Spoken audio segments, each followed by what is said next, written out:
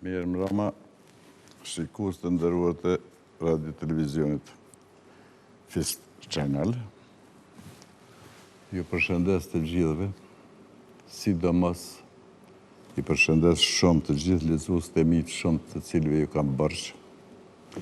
Po i përshëndes shumë edhe këta dashamirët e Facebookut që pas kanë arritur në 85.400-sish, e mes tyre ka shumë që janë krijues të mirë dhe postojnë thanje të zgjedhura, shkëlqyeshme që po ndihmojnë edhe kësaj forme të komunikimit, po po ndihmojnë edhe lexuesve. Shikues të nderuar, ky është emisioni i parë, janë minutat e mendimit pozitiv, emisioni i parë i këtij cikli, dhe me ju do të jem çdo të hënë pas orës 21. Po në këtë kanal, gjithmonë pas orës 21 çdo të hënë. Meqense se sot është emisioni i parë sonte, i këtij cikli të ri, kisha dashur me shumë dashuri që t'ja bëjmë një rifreskim të atyre që kemi thonë sa herë deri më tash, dhe për ata shikues të ri që nuk kanë pas kohë e mundësi t'i përcjellen t'i dëgjojnë, t'ja u rikujtoj një herë fillet e mendimit pozitiv. Pyetja e parë që na shtrohet këtë temë është çka është mendimi pozitiv. Përgjigjja e thjeshtë e sipërfaqësore është kjo. Mendimi pozitiv është mendimi i mirë, është mendim me dashuri, me hare, me gëzim, me paqë, me mirësi. Por, kjo është ajo fusha që shihet sipërfaqe. Mendimi pozitiv thjesht e përshkon tërë jetën njerëzore në për të gjitha fijet, indet dhe porët e saj. Dhe është thellësi e jashtëzakonshme, po është edhe një mrekulli e jashtëzakonshme. Po tash, meqense është emisioni i parë, të themi kur u formsua. Si mendim pozitiv është bukur i hershëm. Domethënë, fjala është për Amerikën, vitet e 50-të të Amerikës, është Vincent Pale, në librin e tij Fuqia e mendimit pozitiv, që pas 60 vjetë, një libër i njëjti qëndron edhe sot dhe kemi edhe shqip Fuqinë e mendimit pozitiv, libri 1 dhe 2. Pas Vincentit kemi Joseph Murphy me Forcën e ndërdijes, një libër i mrekullueshëm që po ashtu është botuar në miliona ekzemplarë, është bën në kaseta, videokaseta dhe është përhapur në gjithë botën. Mirë po, përfundimet më të mira, formësimin e plot, ky mendim i ri botëror, ose siç e kemi quajtur ne, mendimi pozitiv, i fitoi në fund të shekullit 20. Çish ndodhi dhe çka ndodhi? Gjatë shekullit 20, më falni, janë bë 70% të gjitha zbulimeve shkencore. Domethënë, në 19 shekuj janë realizu 30% të zbulimeve shkencore, kurse vetëm gjatë shekullit 20 janë bë 70% të zbulimeve shkencore. Gjatë shekullit 20 është zbuluar atomi, hidrogjeni, udhëtimi në hënë, e të tjera pa kufi. Dhe në mesin e këtyre 70% të zbulimeve më të mëdha që kanë ndodhur gjatë shekullit 20, qelsi i lumturisë njerëzore është vlerësuar si zbulimi më i madh, më i miri, për arsye se ai jep njeriu dhuratën më të shprehtë që quhet cilësi e jetës. Dhe prandaj zbuluesit e këtij mendimi të ri botëror, në vitin 1996, nga një OJC e Kombeve të Bashkuara u shpallën 3 mësuesit më të mençur në botë, e mes tyre ishte Maharishi, ishte Neil Donald Walsh dhe ishte Deepak Chopra. Ky i fundit, sidomos, është jashtëzakonisht simpatik dhe i njohur për ne, për arsye se në një formë, në një anë ka qenë këshilltar politik i presidentit Clinton, dhe në anën tjetër librat e tij i kemi të përkthyer në shqip dhe kemi që sa vjet. Çka kanë bërë këta 3 zbulues të mendimit të ri botëror ose mendimit pozitiv? Këta nuk kanë bërë asgjë të jashtëzakonshme. Kanë bërë diçka shumë thjeshtë, shumë normale, shumë të lehtë. E kanë bërë sintezën e mendimit lindjes dhe shkencës pragmatike amerikane. gjithmonë me shembullin e gatshëm, sepse në fakt zbulime nuk ka, po ka vetëm njohje. Këta me qenë se ishin ashtë të mençëm, arritën ta kenë njohjen se ajo është e zbulume, është në tokë, është këtu mes nesh, dhe morën shembullin e Japonisë. Japonia është shembulli tipik i shtetit suksesshëm botë, i cila ka arrit të bëjë sintezën e mendimit lindjes dhe shkencës pragmatike amerikane. Në anën tjetër keni, për shembull, vetëm t'ja shoni një sy historisë e mendimit botror, edhe ta shihni se djepi i mendimit botror është India.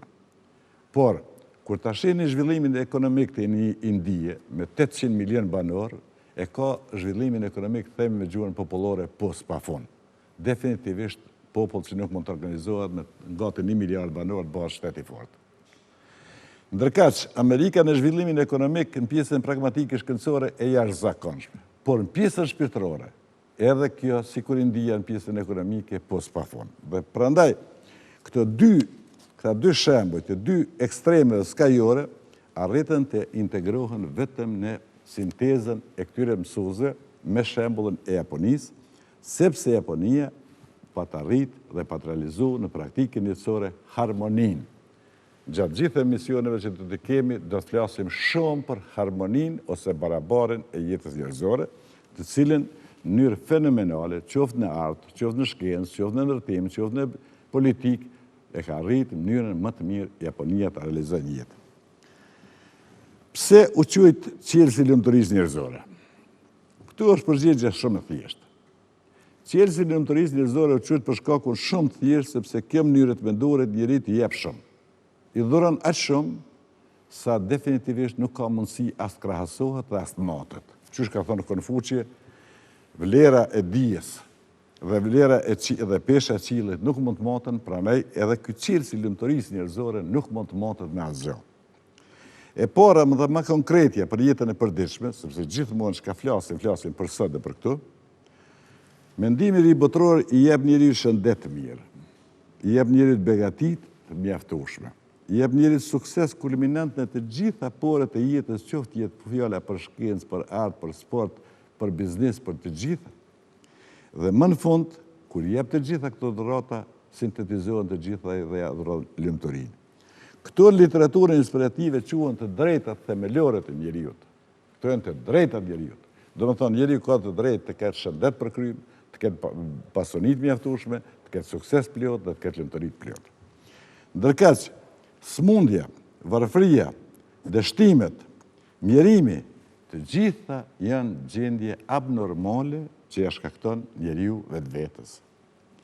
Edhe njëherë për përsëris, këto ja shkakton njeriu vetvetes, në kushtet jetës normalit, të kuptohemi. Të ndalemi te pika shëndeti. Humboldti ka thonë, me mira herë kemi përsërit thonin e Humboldtit, që është aq e vërtet, ka thonë kështu: do të vijë dita, kush e pret atë ditë nuk e di, por do të vijë dita se ti thush dikujt jam i smut, do të vijë turp. Sepse të gjithë do të thonë hiç këtij budallaj ose kësaj budallice se ka smu vetvete me mendime negative.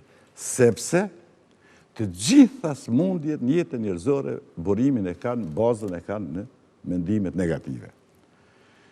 Pastaj, shkojmë te pasuria. Njerëzit ankohen shumë për varfëria, ankohen shumë për zhvillime ekonomike, ankohen për të gjitha. Të gjitha këto janë vetëm bllokada. Pasuri ka sa të doni.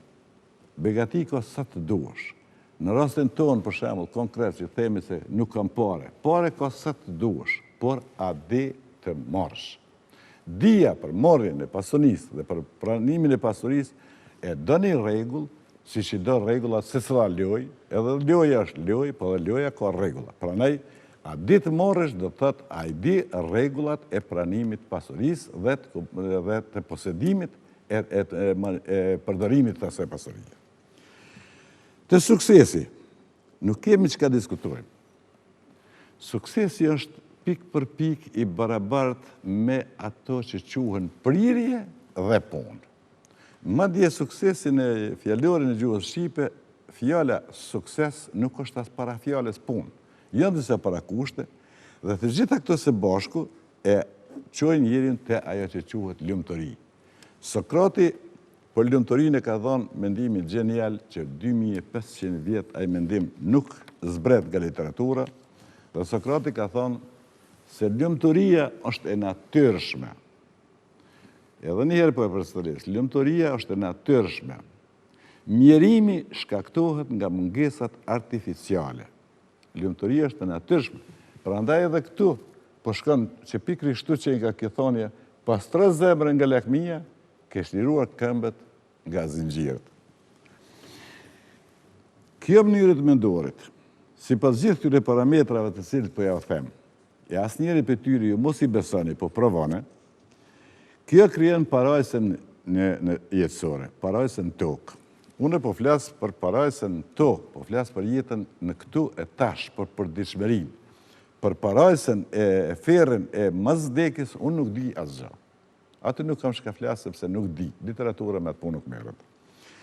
Parajsa e jetës njerëzore në këtë tokë është qasje. Në qoftë se ke qasjen e mirë pozitive, të gjitha në jetën tonë do të shkojnë të mirë, do të shkojnë të suksesshme, do të shkojnë të këndshme, do të shkojnë plota, dhe ti do ta kesh një mrekulli prej shëndetit e deri te begatia ose lumturia, për arsye se në këtë formë edhe di t'i shijosh. Në formën tjetër negative, sigurisht që nuk di t'i shijosh, dhe po ta kesh edhe botën tonë, në di dhe t'jesh njëri më i vujtur në gjithkund. Ne parajsen, ato që flasin librat fetare për parajsen edhe ferën e bazvdekjes, nuk di, për to s'kam lidhje, për to nuk duhet flas kurrë, për arsye se mund më intereson prej lindje deri në vdekje, nuk më interesojnë parametra të tjerë, por një nënvizim do ta bëja. Nëse është e vërtet se dita e nesërme, ardhmëria realizohet në përsot, do me thonë, rruga e cila e ndërton e të qenë në ardhmëri të lumtur kalon mes për mes ditës sodit, atëherë, nëse e ka realizon parajsen jetësore, t'je shumë i bindur, t'je shumë i sigurt se do të kesh premesa që të mund të sigurosh edhe atë parajsen e pasvdekjes. Kjo rrugë e të mendimit, mendimi pozitiv ose mendimi i ri botror, as nuk është besim i ri fetar, as nuk është sekt, as nuk është fall, as nuk ka magji. Kjo mënyrë e të menduarit bazohet në shkencën e kuanteve, ose ma sakt fizikën kuantike. Ata që duan të hynë, e unë do t'i porosisja të gjithë ata që duan një vetë vetën dhe duan jetën e tyre, që të mos vonohen të hynë në këtë rrugë. Unë të gjatë të emisioneve do të flasë thjeshtë. Nuk do të përdori teori aksiomatike, nuk do të përdori formulimet rona, paradigma, transcendentale, nuk do të përdori terminologji të ronë dhe teori aksiomatike. Pse? Sepse Spinoza ka thonë, çdo përkufizim është kufizim. Literatura inspirative e thotë edhe më mirë se Spinoza. Të gjitha teoritë në botë janë kutia, ndërkaq jeta e njeriut është qielli. Dhe qielli nuk mund të hyjë në kuti, siç nuk mund të hyjë në gotë. Në gotë mund të hyjë një teori, sepse i ka kufizimet njësoj, siç ka thënë Spinoza, se çdo përkufizim është kufizim. Prandaj, unë nuk do të përdori teorira të ndryshme, por do të përpiqem sa më thjesht që di e mundem, që t'jem ofër secilit shikues, në mënyrë që kjo të dëpërtoj të gjithë, sepse moshën time tashme, ja kam dhënë vetit për detyrë që ta marrë si formë misioni. Dhe ju lus, ju shikues, mos i shihni as rrobat e mia çfarë kam vesh, as flokët e mia si duken thimje, as rrudhat e mia në ballë. Nuk keni nevojë të më shihni mua. Dhe me shumë dëshirë do ta bëja këtë emision në radio ku nuk shihet, po ndëgjohet më pak se televizioni. Por veni veshin atyre që po them.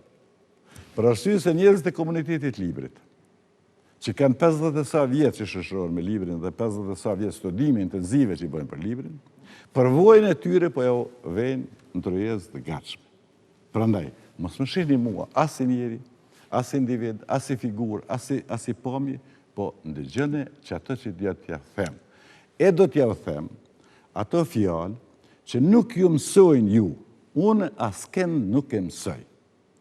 krejt literaturë inspirative, që botohet në miliona kopje në përbot, e ka vetëm një qëllim, që ta përkujtoj, sepse dija është në secili njeri. Qysh ka thonë Xhemal Jabrinja?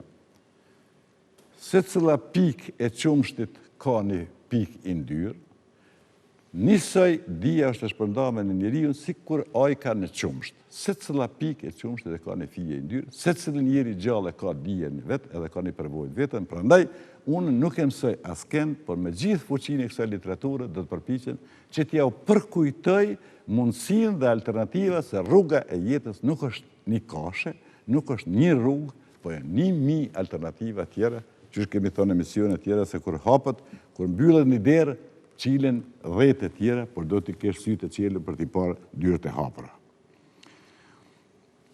Dhe duani në nënvizim të tretë, i kam dhe 2-3 nënvizimet vogla, shumë thjeshta,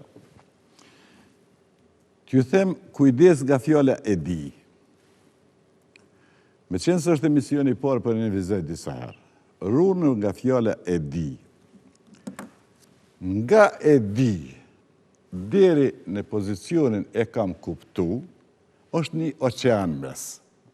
Dhe ne jemi të prirë të themi, kam dëgjuar një emision, kam lexuar një libër, kam dëgjuar në biseda, e di këte, jo. Dija memorje dhe dija përvoj jënë aq larta njëna me tjetrën sa nuk merret me menë. Dija memorje mund të fitohet një menë prej një bisede, prej një misioni, prej një libri. Por ta keni me dije, çmimi i librit është 5 euro. Qaq është vlera e dijes memorje. Ndërkaq, dija përvoj, vlera e dijes përvoj është e barabartë me vlerën e jetës e njeriut. Dhe kur shndrohet dija në përvoj, atëherë është dije e vërtet. Kur shndrohet dija në përvoj, atëherë me të vërtet se cila pjesë e trupit tënë, se cili inde, se cili pore e ti, e ndin, e kupton dhe e zbaton. Për ne, mendimi pozitiv për situatën e tashme në Kosovë, e ka një vlerë të jashtëzakonshme.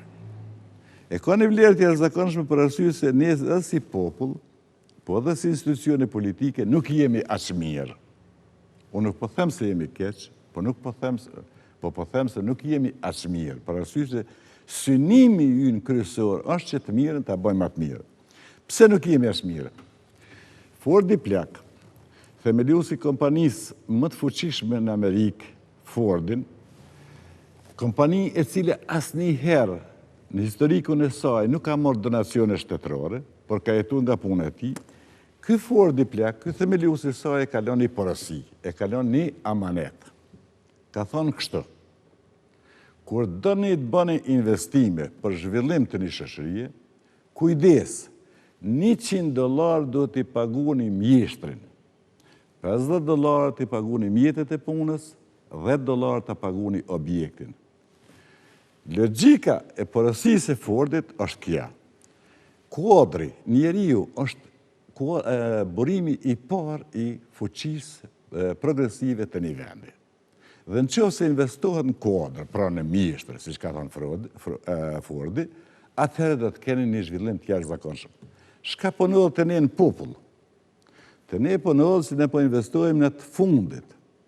Investojmë në objekte, bëjmë shtëpia të mëdha, bëjmë banesa të mëdha, bëjmë gjithçka të madhe në objekte. Do të thonë kategorinë e tretë, që sipas Freudit e ka vlerën e tretë. 1 është kuadri, 2 mjetet e punës, 3 objekti. Në vend që do duhet vëdësohemi e ta kthejmë pak ndryshe mënyrën e investimit dhe të jepim prioritet asaj që e meriton, vetëdijësimit dhe mësimit. Kjo po ndodh, ky është shqetësimi i parë, që na në këtë kohë kemi nevojë të vetëdijësohemi shumë për këtë pjesë. Shqetësimi i dytë, sidomos i një njerëzve të komunitetit librit, është politika jo nditore.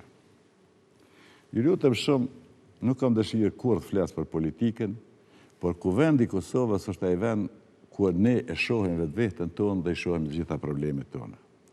Aty kemi 2 tabore interesante, si që janë gjithë botën, quhen pozit edhe opozit. Edhe njëra edhe tjetra mund të punoj ma mirë. Nuk po thomë se po punojnë keq, po mund të punojnë shumë ma mirë. E para, që duhet dihet e duhet nënvizohet. Nëse këtë gotë e ke helm, dhe këtë gotë helmi e jep dikujt, ato e ke vranë në vend. Ndërkësh njerëzit e mençëm ç'është ka bojnë? Prej kësaj gotët helmit e ndojnë piklat vogla dhe prodhojnë tablete, prodhojnë ilaçe, secili ilaç në botë ka një pikël të vogël helmi, dhe këtë helm e shndrojnë në fuqi shëruese.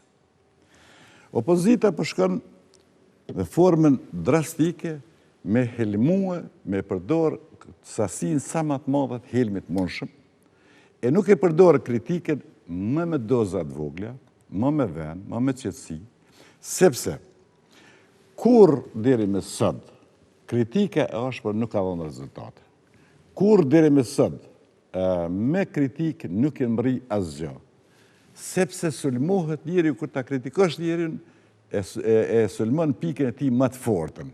Ekzistojnë mekanizma mbrojtës në trupin e secili njeriu. Njeriu kur dush ta sulmosh, do ta sulmosh në pikën e tij më të dobët, e ajo është dashuria. Merrni kapitullin e udhëzimet e Dale Carnegies dhe do të shihni se çfarë funksioni dhe çfarë efekti mrrin fjala e ëmbël për me realizu qëllimin e një partije politike apo një subjekti.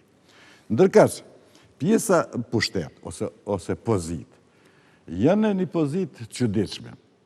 Në një anë, një numër i madh për tyre mendojnë dhe punojnë për xhepin dhe pushtetin e tyre. Nuk mendojnë dhe nuk punojnë për shtetin e Kosovës. Do me thonë, të dy parët duhet të bëjnë pak më mirë.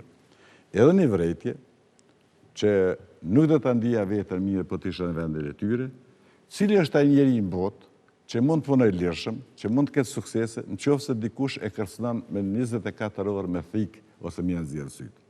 Ai njeri do të mendoj potencialin e vetë energjisë kryesore dhe të orientojnë mbrojtje, me rujt një herë sytë e vetë, me mbrojtje as etike, e vetëm ajo pjesë i tepron do ta merrte për punën konkrete.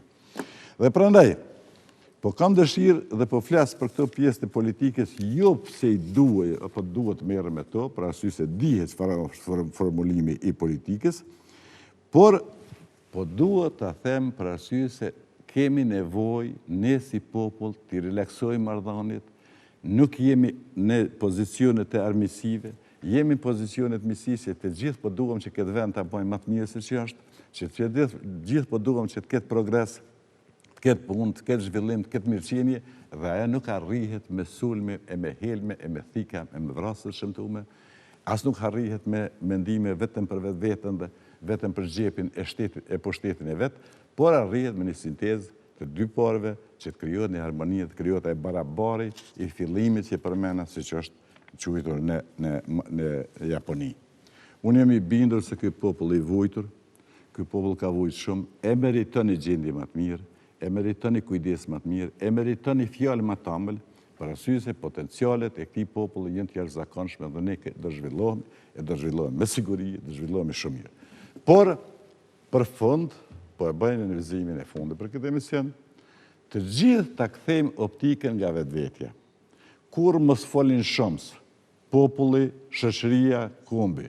Unë, gjithmonë në njerëz, unë, jo çka bën shqiptarët, jo çka bën ata, çka bona unë për popullin tim, çka bona unë për vendin tim. Ne i drejtohemi individit. Shoqëria, mali, zabeli, ato janë emra kuptimi të një bashkësie. Individi është konkret, lisi është konkret.